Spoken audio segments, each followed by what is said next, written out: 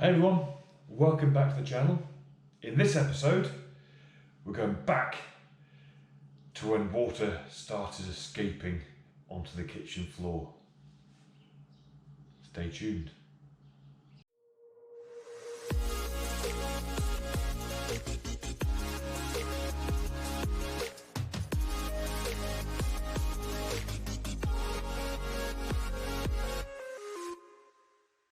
Hi everyone, welcome back to the channel. Thank you very much for watching. Really do appreciate it. Now, before we get going, I want to apologise for the sound quality in some of the video. The camera was having issues. It's really annoying because I think I filmed quite a lot of footage before I realised. I watched it back and went, oh my god, the sound's crap. Doing my best to work around it. And I'll explain a little bit beforehand, afterwards, whatever, edit around it. And also, there's big gaps in the footage. I'm better at it now. I was washing the fridge using the kitchen tap, sink, and turned the tap off, yet could still hear the sound of running water. Then I noticed on the floor a growing puddle from under the oven and the other furniture, which obviously then necessitated investigation, which led on to me digging the wall out. What else? I mentioned going to the Chino later on. So Chinos are Chinese shops here that sell almost everything. In fact, you go there and find stuff you didn't even know you wanted. And they're quite useful for things like little wire brushes. We didn't have electric for that particular week, which did make things a little bit difficult as far as, well, working. Hence the use of head torch and torches. To my minor inconvenience.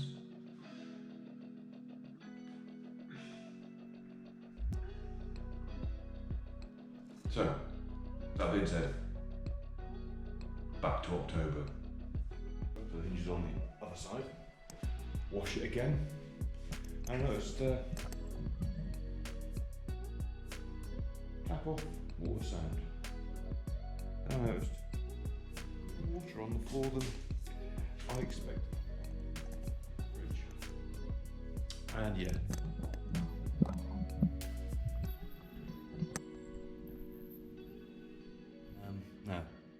Was planning to redo this all at some point in the not too distant future. However, this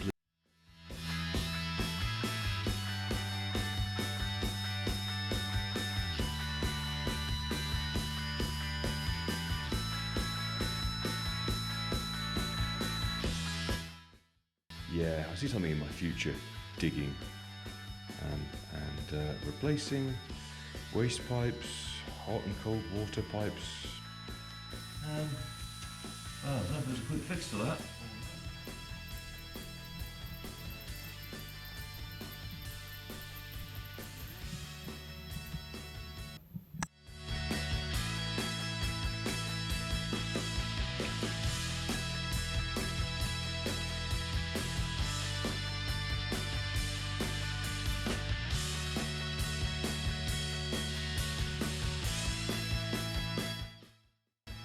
Right, so losing light. However, just been at the Chino.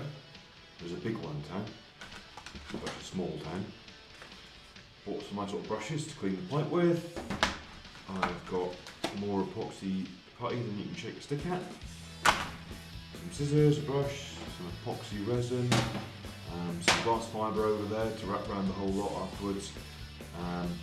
So hopefully, should afford a watertight seal on a temporary basis, because there's no way they're going to fix that other than digging the thing up, and that ain't going to happen anytime soon.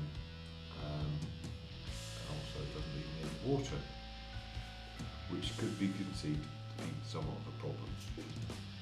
In the interim, bearing in mind I plan to be living here in 10 days time, need water, clean one, sticking the body and all that. So I will put a camera on just whilst I'm doing this. Can't guarantee there's going to be much light. Got a couple head torches, but we'll see. Like I said, running out of light, but I want to get this on today so tomorrow I can have some water.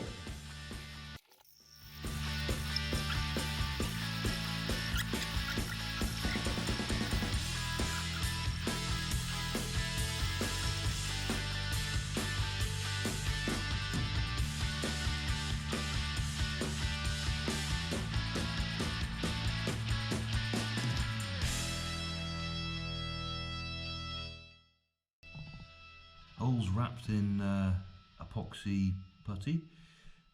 Just for good measure, I'm going to wrap it in glass fibre as well, because I want this to last a little while, and even if it does have a weeping leak, so I can use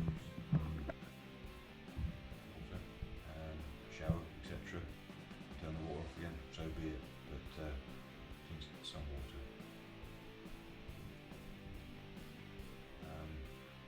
I'll crack on with that, losing light, and we'll have a butcher's in the morning, see how it all turned out. Hopefully it'll be watertight. So it's another day here in Spain, and time to see whether my temporary fix with the epoxy putty and glass fibre, which is not that big. Sorry.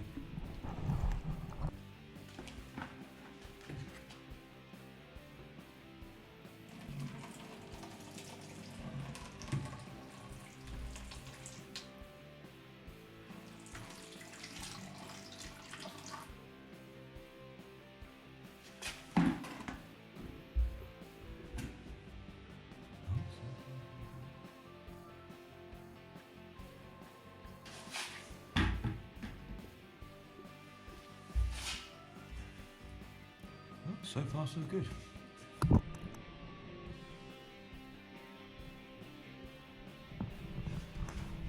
Seems success, at least for now anyway. We'll see how it pans out. It's definitely improvement on yesterday.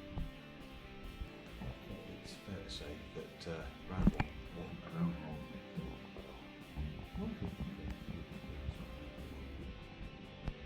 Anyway, got some electric, bought some stuff, and yeah, round two is about to ensue. So, got electric again. Got up the floor, ran the pipe, and you can see it cleaned back. It's, yeah, even bigger hole, a few more holes. So,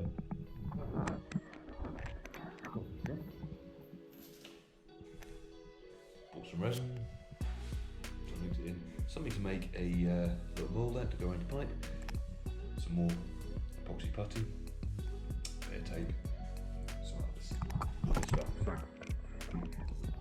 And then we'll crack on with putting some more epoxy putty around that once all the water's come out of it, because I think that's the full plan, wasn't dry, and go from there. See how we get on this time. Yeah, so like I was saying in the video, round one was a partial success. It stayed watertight for a few days, I think it was, and then water started making its way out through the repair. So as I said, we got electric back on, and I bought stuff like the flacky wheel for the angle grinder, cleaned repair one off and cleaned the pipe back to bare shiny metal, as you saw in the video, and recovered it with epoxy putty, and used the plastic bottle as an upside down bottle cut off as a mould to pour the resin in around the pipe and seal it, which was a success. The mould not so much, that was only moderately better than a sieve, if I'm completely honest. I ended up with an awful lot of tape wrapped around it trying to stop the resin escaping out of it. That did actually do the job quite happily. What prompted the replumbing of the boiler room and the bathroom fairly rapidly was the fact that the hot pipe also started weeping,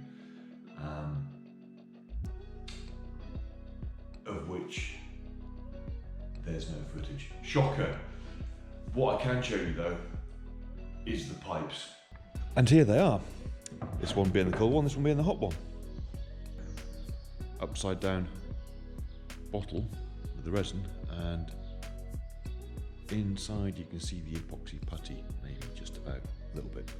Water did start weeping from there ultimately, but it did survive quite well. But you can see just how rotten, rusty the pipes were, although the pipe that was in the concrete, in the floor, this bit here, is in somewhat better condition than, well, the bit that was up here. You see the wall of the pipe is still rather thick, although the inside is, oh look, there's all kinds of calcification and stuff in there. Eek. And this one here was the hot pipe, which, as you can see, had rotted through on the back. So the water that was coming out through the wall was actually escaping from this back here. So I cut it all out and kept it just out of interest. That did work as a temporary fix. Yeah, the hot pipe leaking as well is what prompted the rapid replumbing of the bathroom and the boiler room and hooking that up to the new main fairly rapidly. And also ultimately the moving of the hot water cylinder from the shower into the boiler room, which we'll be covering in an upcoming episode. So for now, I'm going to wrap it up. Apologise for the lack of footage and the sound again. If you liked it, hit the like button. If you could subscribe, that would be awesome.